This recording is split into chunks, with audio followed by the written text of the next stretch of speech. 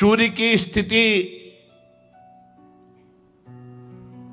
वैसे विज्ञान कहता है कि भूमि घूमती है, लेकिन हमारा शास्त्र कहता है कि सूर्य चक्कर लगाते हैं। पृथ्वी के बीच में जो ब्रह्मांड का केंद्र है, ब्रह्मांड गोलक, वो 25 करोड़ योजन का है। 25 करोड़ योजन का है। 50 करोड़ भूमि योजन ये है। उधर तो स्वर्णिम भूमि है लोकालोक पर्वत के, वहां देवता या सिद्ध अंतर ध्यान शक्ति संपन्न जा सकते हैं। और इस को प्रकाशित करते हैं, इसलिए भगवान सूर्य का नाम एक मार्तंड हुआ। हिरण्यमय ब्रह्मांड ये भगवान विराट से प्रकट हुआ, इसलिए इसे हिरण्यगर्भ भी कहते हैं।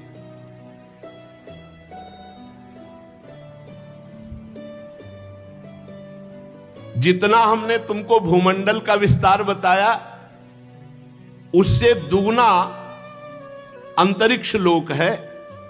जैसे मटर या चना के एक भाग को जान ले तो दूसरे भाग की लंबाई पता चल जाती है। जितना भूमंडल है 50 करोड़ योजन, और उधर तो द्युलोक भी इतना ही है। और द्युलोक और भूलोक के बीच में एक अंतरिक्ष लोक है। ये दोनों का संधि स्थान है। मध्य भाग ग्रह नक्षत्र विराजमान है।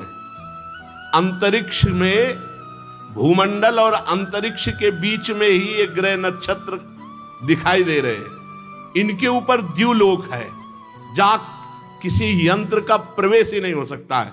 वहां तो आगे द्युलोक में फिर स्वर्ग आदि की तरफ यात्रा सब सिद्ध और देव पुरुष करते हैं। अंतरिक्ष में कुछ सीमा तक ये यंत्र आदि जा सकते हैं। भगवान सूर्य उत्तरायण और दक्षिणायन इस गति से चलते हैं। मकर आदि राशियों में ऊंचे नीचे समान स्थानों में जाकर कभी दिन को बड़ा करते, कभी रात को बड़ा करते, कभी दिन को छोटा करते, कभी रात को छोटा करते हैं।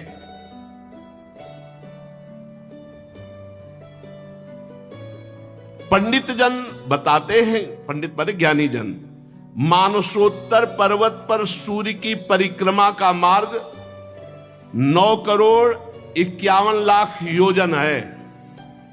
एक राउंड 9 करोड़ 51 लाख योजन। मेरु पूर्व की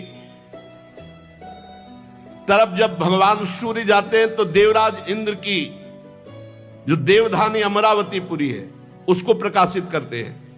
उसके आगे जब दक्षिण की तरफ बढ़ते हैं तो यमराज की संयमिनीपुरी है। फिर जब पश्चिम की तरफ बढ़ते हैं तो वरुण जी की निम्लोचनी, और उत्तर की तरफ तो चंद्रमा की विभावरी। इन पुरियों को प्रकाशित करते हुए भगवान सूर्य आगे बढ़ते हैं तो सूर्योदय, मध्याह्न, सायंकाल, अर्धरात्रि, ये क्रम से होती रहती। भगवान सूर्य कभी अस्त नहीं होते, उनका निरंतर परिक्रमा चलती रहती भूमंडल की। भगवान सूर्य जब मेरु को बाएं ओर रख करके चलते हैं तो दिखाई देता है कि वो दाईं ओर चलने पर चलते वो बाईं ओर है। जिस समय भगवान सूर्य का उदय जहां होता है, ठीक उसी समय कहीं अस्त दिखाई देता है। कहीं जहां भगवान सूर्य मध्याह्न के पसीना पसीना कर रहे हैं किसी को, तो उसी समय आराम से आधी रात को कोई सो रहा होता है। भूमंडल में देख लो, यही की बात कह रहे हैं। कभी सूर्य अस्त नहीं होते, कभी सूर्य उदय नहीं होता, वो तो निरंतर चल रहे हैं। लोकालोक पर्वत के कारण वो अस्त और उदय का ऐसा, लोक माने प्रकाशित, आलोक माने अंधकार, लोकालोक पर्वत, उसी के कारण ऐसा अनुभव होता है। जहां कहीं आधी रात होगी तो कहीं पसीना चुआ रहे होंगे, दोपहर होगा, कहीं प्रातः हो रहा होता है तो कहीं वो अस्त हो रहे होते। वो पहाड़ पर्वत के कारण सूर्य भगवान ना अस्त होते ना उदय होते हैं। जिन लोगों को सूर्य भगवान मध्याह्न में दिख रहे हैं, उसी समय कहीं अंधकारमयी रात्रि होती है।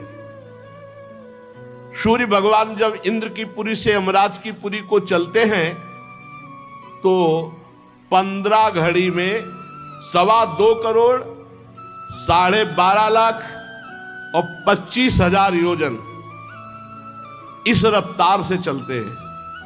15 घड़ी में 2.25 करोड़ 12.5 लाख 25,000 योजन यात्रा तय करते हैं। बहुत रफ्तार की भगवान सूर्य की गति है। इसी क्रम से वरुण और चंद्रमा की पुरियों को पार कर इंद्रपुरी में पहुंचते हैं।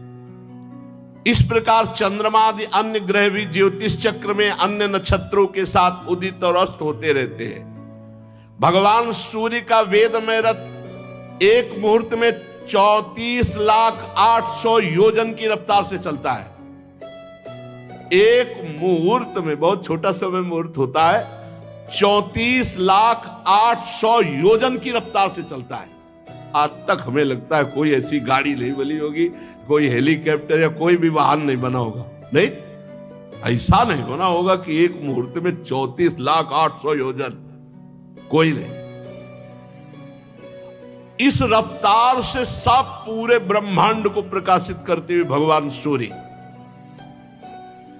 संवत्सर नाम का एक चक्र पहिया 12 मास रूपी अरे 6 ऋतु रूपी नेमी 3 चौमासे रूपी नाभि और रथ की धुरी का एक सिरा मेरु पर्वत की चोटी पे रखा हुआ है और दूसरा मानसोत्तर पर्वत पे,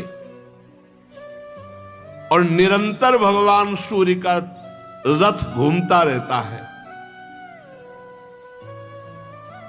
एक पहिया सुमेरु पर्वत पर, एक मानसोत्तर पर्वत पर,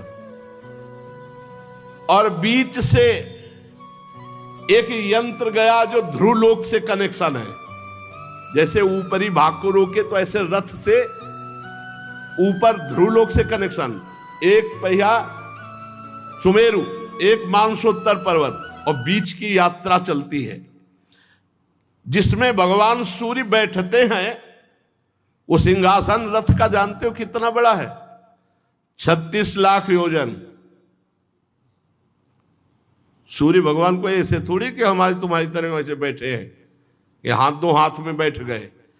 36 लाख योजन रथ में बैठने का स्थान है भगवान सूर्य के। रथ पूरा जो रथ है वो 9 लाख योजन चौड़ाई, तो जिसमें बैठते हैं 36 लाख योजन, और पूरा रथ ऐसे 9 लाख योजन का है। जुआ जिसमें घोड़े, तो वो 36 लाख योजन का लंबा जुआ है। तो घोड़े कौन है? साक्षात गायत्री।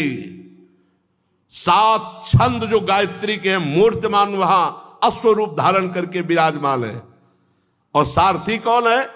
अरुण जी महाराज, गरुण जी के बड़े भाई अरुण जी। इनके कमर के नीचे का अंग तैयार नहीं हुआ था, आगे प्रसंग में आएगा।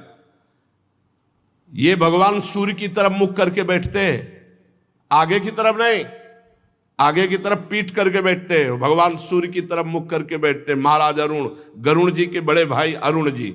ये सारथी हैं भगवान सूर्य के। गायत्री मूर्तिमान छंद, ये 7 घोड़े हैं। रफ्तार एक मुहूर्त में 34,800,000 योजन। भगवान सूर्य इस रथ पर विराजमान होकर भूमंडल को प्रकाशित करते हैं। सूर्य देव की तरफ ही मुंह करके अरुण देव उनके सारथी बैठते हैं। विश्व में दूसरा कोई सारथी नहीं इनके सिवा, कोई सारथी नहीं कि भगवान सूर्य के सामने बैठ जाए। अरुण देव ही महाराज है। माता की गलती के कारण नीचे के अंग तैयार नहीं हो पाए थे, आगे प्रसंग आएगा तो कहीं। और 60,000 ऋषि बाल खिल्ले ये स्तुति करते हुए चलते हैं। 60,000 बाल खिल्ले ऋषि ये भगवान सूर्य के रथ में भगवान सूर्य की स्तुति करते हुए चलते हैं।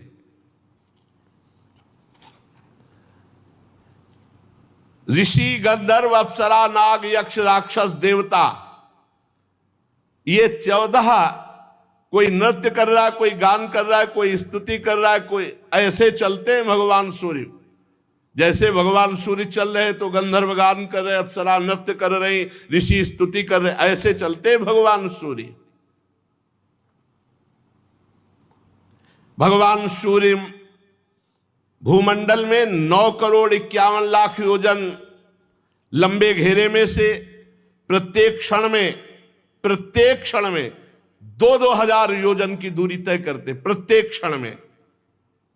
परीक्षित ने कहा, महाराज आपने जो कहा कि भगवान सूर्य राशियों की ओर जाते समय मेरु और ध्रुव को दाईं ओर रखकर चलते हैं, पर दिशा दिखाई देती है कि वो दक्षिण की ओर चल रहे हैं। समझ नहीं पाया आपका कहने का भाव। श्री सुखदेव जी महाराज कह रहे, कुम्हार के घूमते हुए चाक पर बैठ करके अगर चींटी देखे, चींटी चाक में बैठी हुई है और चाक घूम रही, तो चींटी विभिन्न स्थानों में दिखाई देगी, लेकिन बैठी एक ही जगह है, विभिन्न स्थानों में घूमने के कारण दिखाई देगी। इसी प्रकार नक्षत्र और राशि ये काल चक्र में पड़कर ध्रुव और मेरु को दाएं रखकर घूमने वाले सूर्य को ये स्थित दिखाई देते हैं। ग्रह नक्षत्र तारे तो लगता है सूर्य दाईं ओर चल रहे हैं, पर सूर्य दाईं ओर नहीं चल रहे, सूर्य बाईं ओर चल रहे हैं। वो ग्रह नक्षत्र वहीं विराजमान है, इसलिए ऐसा दिखाई देता है। ये आदि पुरुष भगवान नारायण का स्वरूप ही है सूर्य भगवान, साक्षात नारायण। बोले कहाँ है भगवान? तो देखो ना, किसने सूर्य भगवान को प्रकट किया है, कौन प्रकाश दे रहा है? प्रत्यक्ष में भगवान नारायण है सूर्य भगवान। ये वेद में विग्रह से 12 मासों को विभक्त करते हैं और 6 ऋतुओं को, यही भारत देश में, अन्यत्र ये नहीं है। 6 ऋतुएं अन्यत्र नहीं है। आप देखो कहीं कहीं एकदम शीतलता ही शीतलता मिलेगी, गर्मी, बरसात, हेमंत, ये शिशिर, ये सब ऋतु, कहीं तो एकदम ठंड, और कहीं इतनी गर्मी की पूछो मत। वर्णाश्रम धर्म के अनुसार इन्हीं भगवान सूर्य नारायण की उपासना करके परम पद को भी प्राप्त किया जाता है।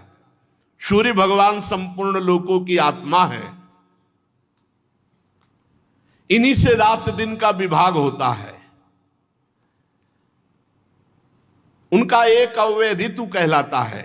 आकाश में भगवान सूर्य का जितना मार्ग है वो आधा जब तय कर लेते हैं तो उसे एक अयन कहते हैं। दक्षिणायन और उत्तरायण से 2 भाग।